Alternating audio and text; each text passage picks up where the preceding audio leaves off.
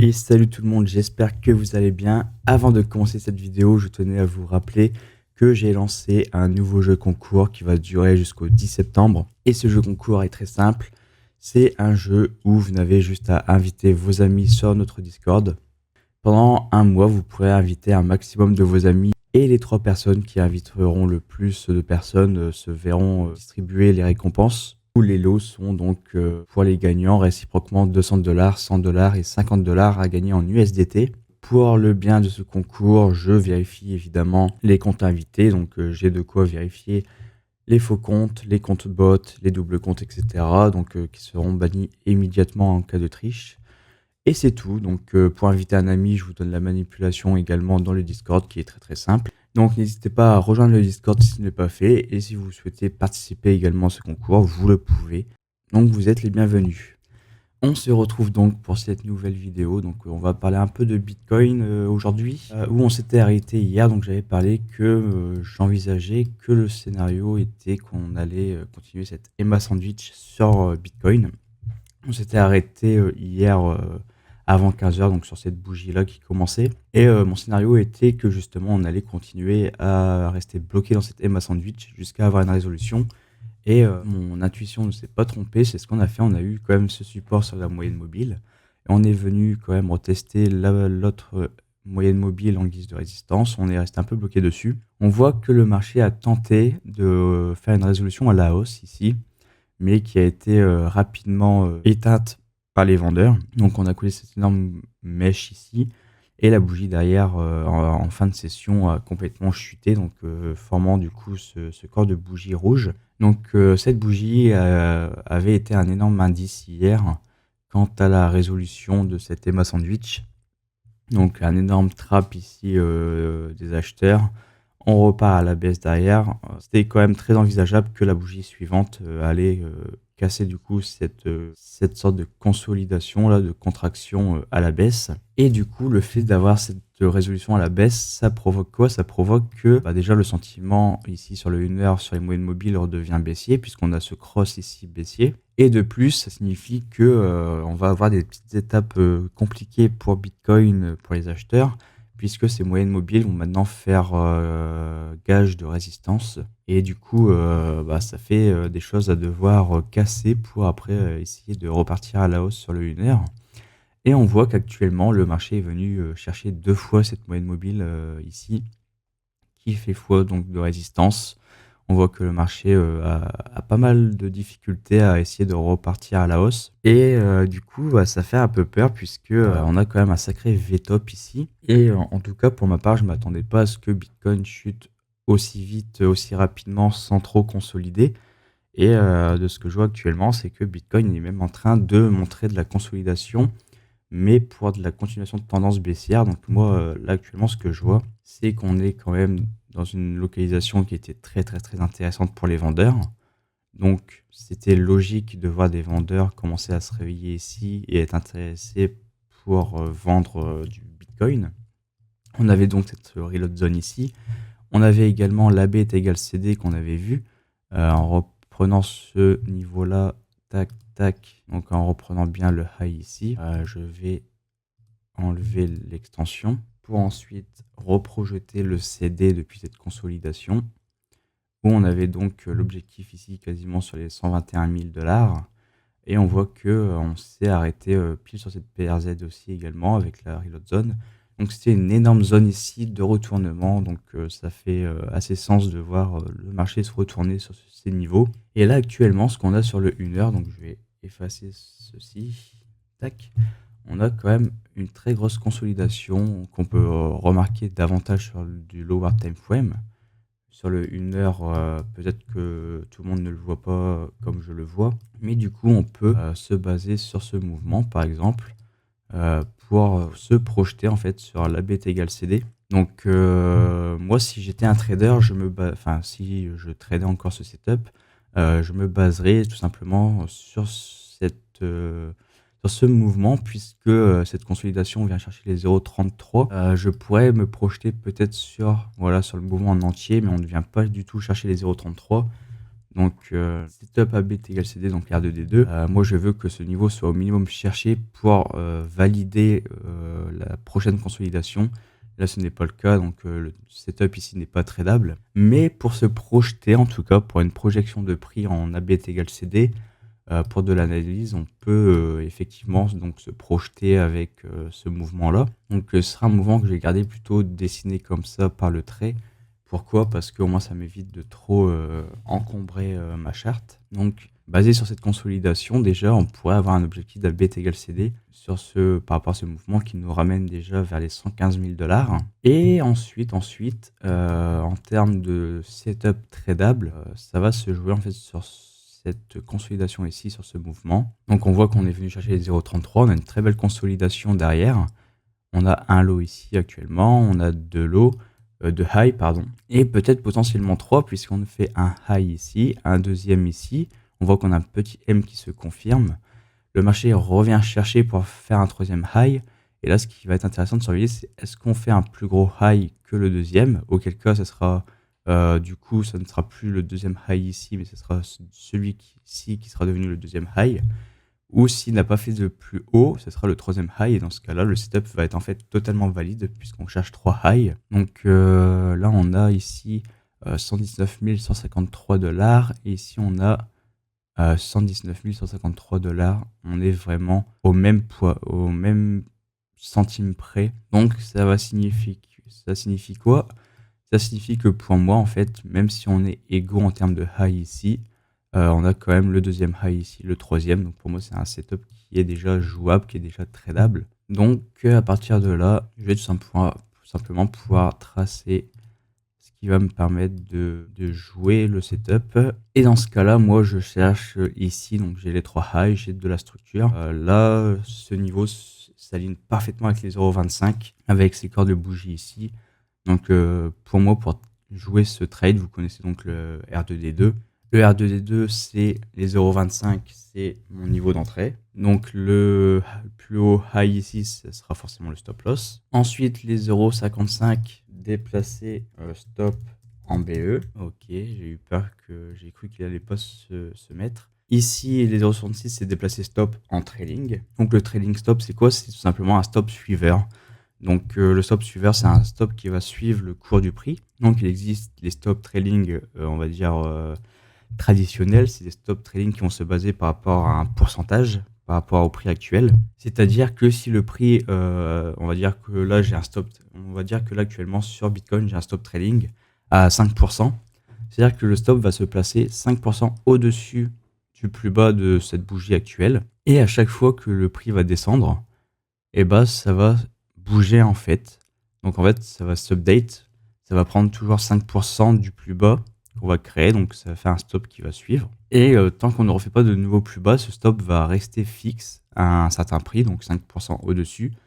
Et si jamais Bitcoin du coup a un léger rebond et vient chercher ce stop, le stop sera déclenché du coup. Tandis que moi, ma méthode, c'est plutôt du stop trading en fonction du price action. Donc j'aime beaucoup me baser sur un système de calcul des 3 highs précédents. Donc par exemple, j'ai une consolidation de ce type, enfin j'ai un mouvement de ce type, tac, tac, tac, tac, tac. Et bah ça signifie que lorsqu'on va être ici, là actuellement, je vais regarder à gauche et je vais me dire, ok, là j'ai un high, deux high, trois high. Mon troisième high ici, je déplace mon stop ici. Ok, on revient ici puisque le cours actuel est ici. Je vois que le marché continue de descendre. Recréer un high comme ça. Tac, montre un M. Là, je vais faire quoi? Je vais faire, ok, je recalcule pour mon stop. Un high, deux high, trois high. Mon stop qui était ici, je vais le déplacer. Il va être ici maintenant. Ok, vous comprenez un peu le système? Donc c'est un système que j'aime beaucoup utiliser donc, pour du trading. Et j'ai aussi en général dans l'utilisation de mon trading stop une règle qui va à l'encontre de ce système. C'est si jamais on crée une structure dans le sens inverse de la tendance de mon trade, je sors. C'est-à-dire que là sur ce short, si je short Bitcoin, si au 0,66 je vois à n'importe quel moment avant mon TP un W se créer, tac, on valide le W, je sors du trade. Voilà, tout simplement. Donc, en fait, à partir de mon 0,66, j'ai 2 règles majeures concernant mon trading stop. C'est je déplace en fonction des highs.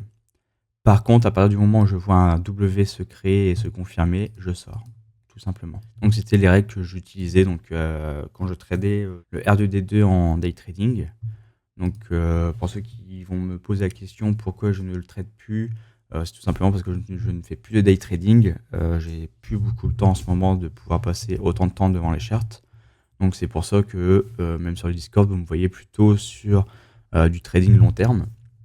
Vous me voyez par exemple donc investir sur mon CTO Invest. Donc, c'est vraiment pour de la croissance des positions à 5, 10, 15, 20 ans, 30 ans. Et j'ai également mon CTO pour le trading, donc vous me voyez trade. Et ça va être plutôt des charts du coup en daily, où je joue des retournements donc de tendance, des bottoms en fait, pour jouer ces retournements de tendance sur les stocks. Mais en tout cas, à l'heure actuelle, le day trading, ce n'est plus pour moi. Je n'ai plus beaucoup trop le temps d'être plusieurs heures devant les écrans. Donc c'est pour ça que je ne trade plus le day trading et du coup ce setup.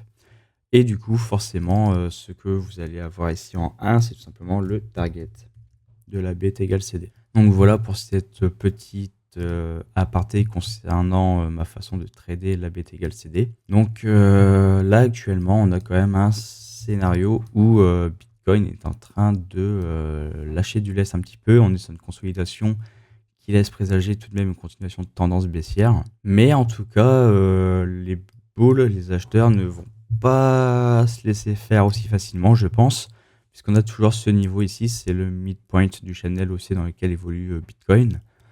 Et on voit que depuis qu'on a oscillé un peu autour, on a validé cette reprise de cette trendline, donc ce midpoint. Et on a plusieurs fois été chercher en guise de support, donc ici notamment. Et là actuellement, on est en train de le retester aussi. Donc pour moi, là, à l'heure actuelle, si Bitcoin ne veut pas se mettre à dégueuler et se mettre à perdre autant de valeur en si peu de temps avec cet AB égale CD baissier, eh bien il va falloir que les acheteurs justement défendent ce niveau. Donc là, on va avoir une bataille très intéressante entre à la fois les vendeurs. Donc par exemple, le vendeur, c'est ce shorter là qui a ce setup ici qui se valide et qui prend donc ce trade. Et les acheteurs, justement, qui vont avoir des zones très importantes à défendre ici. Donc, on va avoir une bataille très, très intéressante. Donc, là aussi, on est sur un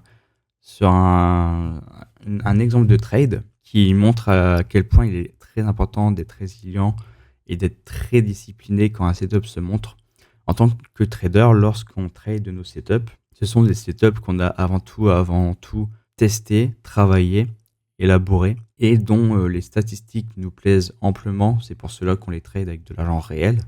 C'est qu'il y a eu forcément une phase auparavant de paper, une phase où on a tradé ce setup avec un petit montant histoire de se préparer mentalement et psychologiquement à, on va dire, à jouer avec son argent sur le marché. Donc de connaître les réelles émotions dans lesquelles le trader va devoir passer et apprendre à maîtriser, à gérer pour respecter à chaque fois son plan et tout simplement ses niveaux de sortie, donc de stop et de target. Et là, c'est le genre de trade où un débutant va se dire « Ok, là j'ai mon short, donc j'ai un setup short qui se montre, il valide tous mes critères.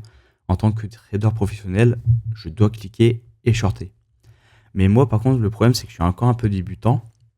Et en fait, j'ai peur de prendre ce trade parce que je vois que j'ai sur mon analyse, je vois qu'il y a des points très intéressants, très importants, notamment ce midpoint.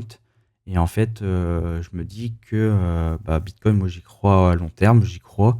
Et je me dis que là, si on est dans ce cycle de 4 ans et qu'on va avoir un dernier rush haussier, c'est pas bon signe si on perd ce niveau. Et du coup, je pense qu'on va pas perdre ce niveau et qu'on va repartir. Et du coup, le trader débutant va faire quoi? C'est que, dû à son opinion, à cause de son opinion, à cause de ce à quoi il pense, eh bien, il va tout simplement ne pas oser prendre ce trade et se dire bon, tant pis, je prends pas ce trade parce qu'il va à l'encontre de ce que je pense, de mon opinion.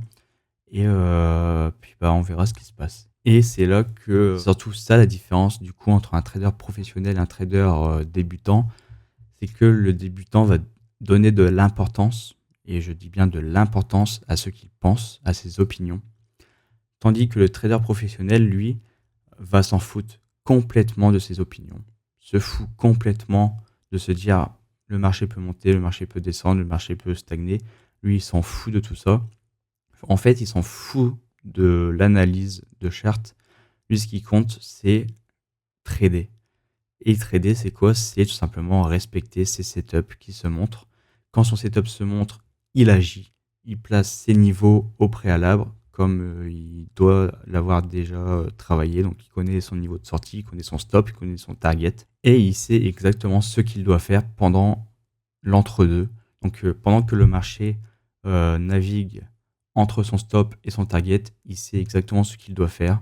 Il doit s'asseoir sur ses mains et patienter. Il ne regarde plus les charts, il veut ne plus regarder les charts pour ne pas stresser. Ou alors, il va être présent pour pouvoir, par exemple, sur un trade de type R2D2, il sait que si on atteint les 0,5%, il doit déplacer son stop en BE. Donc, si on atteint ce niveau, il va déplacer son stop à son point d'entrée. Si on atteint les 0,66, il sait ce qu'il doit faire pour déplacer son stop en trading. Du coup, il mettra son stop en trading. Et c'est tout. Et c'est tout en fait. Donc si on atteint son target, c'est bien. Si on va à l'encontre de son stop en trading et que dans son trading plan, il se dit ok, si ceci apparaît ou cela, je dois faire ci, je dois quitter le trade. Et bien si ceci apparaît ou cela apparaît, il quittera son trade et c'est tout. Donc c'est là la différence entre un trader débutant et un trader professionnel, c'est que le professionnel, lui, va laisser totalement son opinion de côté. Il va laisser de côté son ego, tout ce dont il peut penser, et il va tout simplement être fixé à une seule chose, c'est son setup, et de prendre son setup à chaque fois qu'il apparaît. Donc voilà aussi pour cette petite parenthèse, donc une petite parenthèse un peu plus psychologique concernant la prise de trade, et notamment la vision que certaines personnes peuvent avoir entre leur opinion et leur trade. Là où parfois il peut y avoir une bataille entre les deux, puisque l'un va dans un sens et l'autre dans l'autre.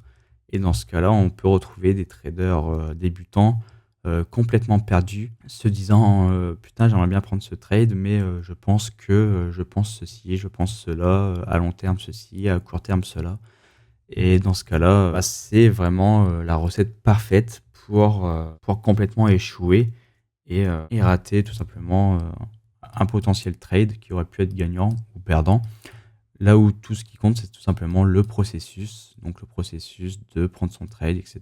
et de suivre toujours la même routine. Donc à ne pas oublier également qu'on a du coup à 14h30 les données sur l'inflation qui vont être très très très importants. Donc là, c'est un autre petit point aussi que je fais, c'est que en tant que quand je faisais du day trading, je ne prenais jamais position avant une énorme annonce économique.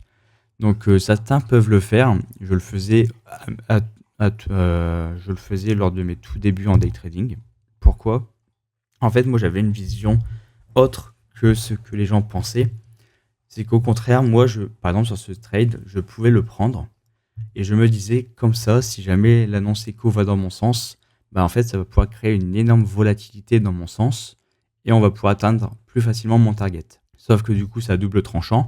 C'est que, ok, si ça va dans ton sens, tu vas atteindre ton target plus rapidement, puisqu'on est quand même sur des annonces économiques majeures, très importantes, donc ça va créer de la volatilité, ça va bouger à 14h30, heure de sortie des chiffres. Mais par contre, ça peut aussi bouger très très vite dans le sens pour aller chercher ton stop. Donc, c'est à double tranchant. Et en plus de ça, au vu de la rapidité des mouvements, et bah, par moment, il peut y avoir des trous dans l'order book. Et par exemple, ton stop qui se situe ici, bah, il se peut que si le prix bouge rapidement à ce niveau-là, ici, à 120 000 $, bah, ton stop qui était ici n'aura pas eu le temps d'être pris et sera déclenché au prix le plus proche possible. Et ça se trouve, ça sera les 120 000 $. Donc, ça peut créer aussi un stop loss qui va être beaucoup plus important et une perte plus importante que ce que tu t'étais permis au tout début. Donc, ça m'était arrivé une fois, ça, ce scénario-là. Donc, par exemple, j'avais un trade où mon risque était de 50 $, je crois, ou 100 $. Et au final, en fait, lié à l'annonce économique, mon stop a été cherché, mais il n'a pas été pris au prix de mon stop loss, mais un peu plus haut. Et je crois que si j'étais sur un trade de 50 $, par exemple, en termes de risque, je m'étais pris du coup un stop qui était 2 fois ou 3 fois plus élevé, donc 100 $ ou 150 $, je crois, au lieu de 50. Et c'est là que du coup, je me suis dit, ok, non, c'est plus une bonne idée de continuer ainsi.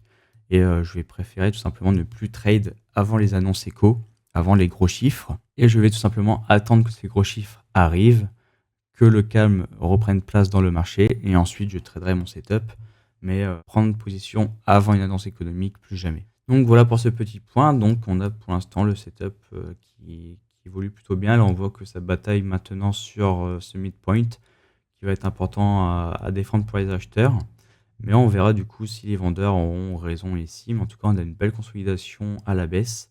Et ça laisse plutôt présager qu'on va avoir potentiellement une correction un peu plus prononcée actuellement. Et voilà, c'est la mission pour les chiffres échos. C'est est-ce qu'ils vont réussir à sauver Bitcoin de cette petite chute, de cette correction un peu plus profonde. On aura la réponse qu'à 14h30, donc on surveillera tout ça. Donc voilà pour cette petite vidéo, donc j'espère que ça vous a plu. Si c'est le cas, n'hésitez pas à vous abonner, à mettre un petit like, ça me fait extrêmement plaisir. Et je vous dis à la prochaine. Ciao!